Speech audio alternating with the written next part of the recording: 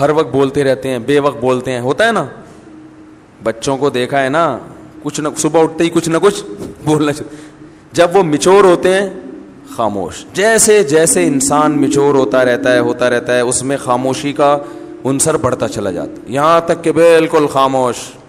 کوئی ضرورت کی بات ہوگی تو کرے گا, چپ بیٹھا رہے گا, اسی میں اس کو سکون ملتا ہے.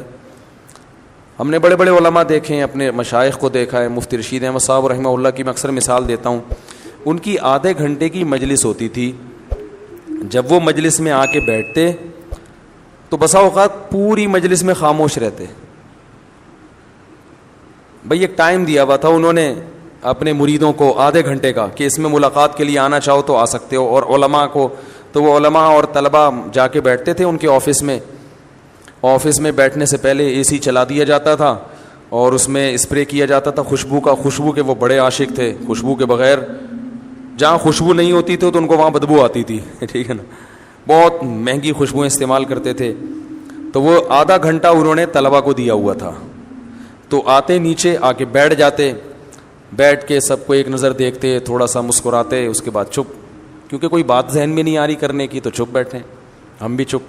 ہم بھی یہ نہیں کہ اور بھائی سنائیں خیریت حضرت آج صبح ناشتے میں کیا کھایا آپ نے. بھائی کرنا چاہو تو کچھ بھی بولتے رہو, اور کیا کھایا آپ نے ناشتے میں, اور امی ٹھیک ہیں, اور بھائی کیا ہو گیا منگنی وہاں طے ہو گئی. خواتین یہی کر رہی ہوتی ہیں نا باتیں, میت میں بھی باتیں کرتی ہیں. کسی کی میت ہو جائے نا, اب وہاں بھی پوچھ رہی ہوں گی بہن اس دوپٹے کی کیا قیمت ہے. روتے روتے پوچھ رہی ہوں گی ہائے ہائے منع کے ابا دنیا سے چلے گئے, اللہ مغفرت فرمائے. بہن یہ دوپٹہ کہاں سے لیا تھا تم نے؟ وہ پھر روتے روتے ہائے منع کے ابا بہت اچھے تھے, بولٹن مارکیٹ سے خریدا تھا میں نے. تو پھر وہ روتے روتے کہیں گے ہائے ہائے اللہ مغفرت کرے ان کے آپ کے میاں کی, بہت جوانی میں چلے گئے. ذرا سستا مل جاتا ہے بولٹن مارکیٹ میں, صحیح کیا آپ نے, وہاں سے حیدری سے لے لیتی تو قریب پڑ جاتا ذرا سے. تو ان کی باتیں رکتی نہیں. ہمارے حضرت آگے بیٹھتے تھے چپ, ہم بھی چپ اور حضرت بھی چپ. اس لیے کہ کوئی اہم بات آئی نہیں رہی. جب تک کوئی اہم نہیں ہے تو پوچھنی نہیں ہے. اب یہ کیا کہ آپ نے ناشتے میں کیا کھایا, فلانا کیا کھایا. یا تو دیکھو کوئی بیٹھا ہی گپ شپ کے لیے ہو, دوست احباب کی محفل بعض دفعہ ہوتی ہی گپ شپ کے لیے, وہ تو محفل سجائی ہی گپ شپ کے لیے گئے ہیں نا, اس میں تو ٹھیک ہے. نارملی انسان جتنا خاموش ہوگا اکثر یہ اس کے ذہین ہونے کی علامت ہے کہ یہ میچور ہے, سمجھدار ہے. بلا وجہ بولتے رہنا یہ اس کی علامت ہے کہ آپ کی عقل کامل نہیں ہے. سمجھ رہے ہیں کہ نہیں سمجھ رہے ہیں؟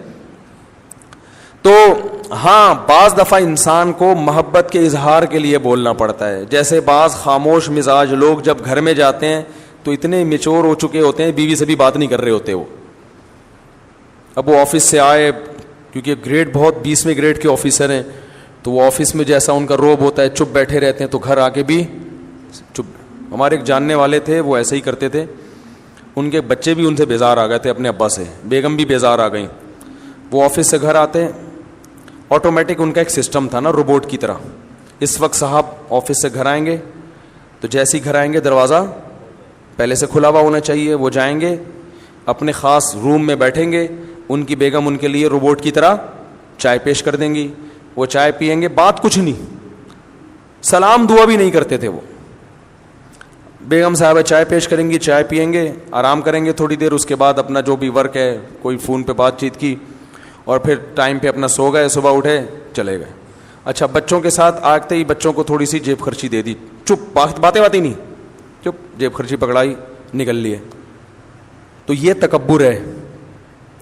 اس خاموشی کو کہیں آپ یہ نہ سمجھے کہ ماشاءاللہ بہت سمجھدار ہیں. مفتی صاحب نے کہا تھا کہ جو ذہین لوگ ہوتے ہیں وہ باتیں نہیں کرتے, چپ رہتے ہیں. تو بھائی جہاں بولنے کا موقع ہو وہاں بولنا چاہیے. اللہ میرے والد صاحب کی مغفرت کرے. ہمیں والد صاحب کے انتقال پہ اتنا افسوس ہوا, گھر کی رونق ختم ہو گئی. کیونکہ جب وہ آتے تھے بات چیت کرتے تھے, لطیفے جو میں اکثر بیان میں سناتا ہوں والد صاحب سے سنے ہوئے ہم نے. تو گھر میں جب آپ جائیں تو بیوی بچوں کے ساتھ گپ شپ لگائیں. یہ گپ شپ محبت کے اظہار کے لیے ہوتی ہے, اس میں کوئی وجہ نہیں ہوتی.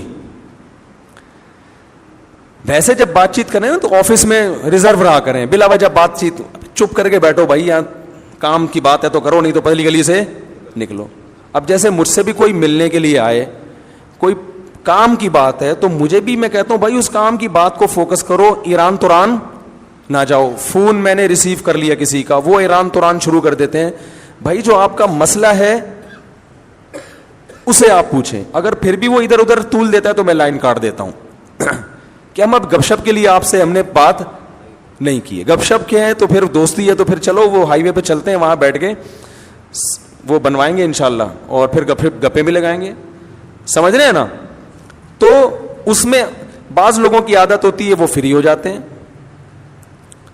اور میں نے یہ چیز بھی نوٹ کی ہے, بہت معذرت, کہ خواتین کے جب فون آتے ہیں تو وہ بات کو طول دیتی ہیں, ٹو دا پوائنٹ بات نہیں کرتی, بہت لمبی. مرد کا جب فون آتا ہے تو وہ مختصر بات کرتے ہیں.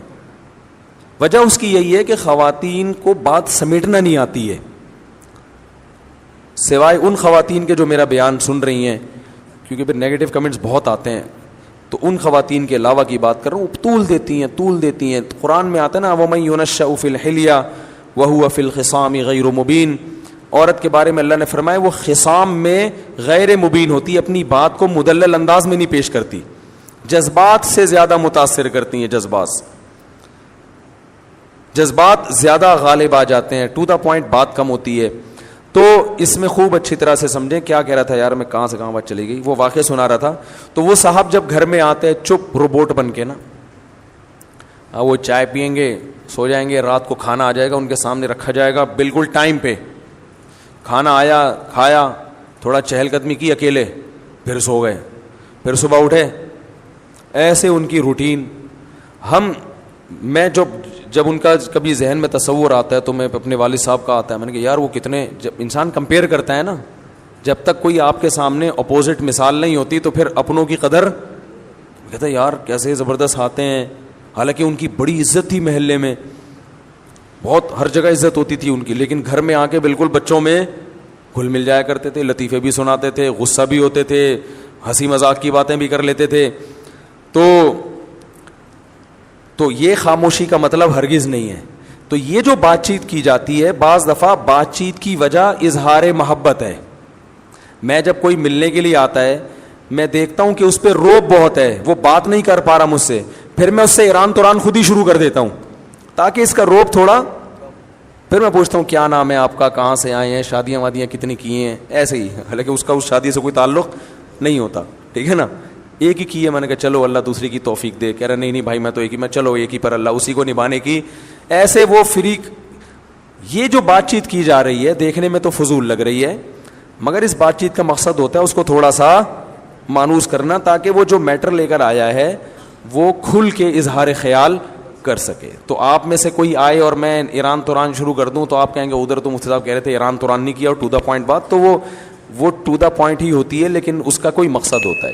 تو اگر کسی سے محبت کا اظہار کرنا ہے, دوستوں کی محفل ہے, یہ گھر میں بیگم کے ساتھ, تو آپ کو بات چیت وہ فضول ہی بھی کر لیں. بیگم کیا پکایا تھا آج, امی کے یہاں گئی تھی, کیا پکا ہوا تھا تم آج امی کے یہاں سے ہو کر آئی ہو, بھنڈی, اچھا ہمارے یہاں تو گوشت پکتا ہے, ادھر بھنڈی کھائی ماشاء اللہ, چلو تمہیں احساس تو ہوگا نا.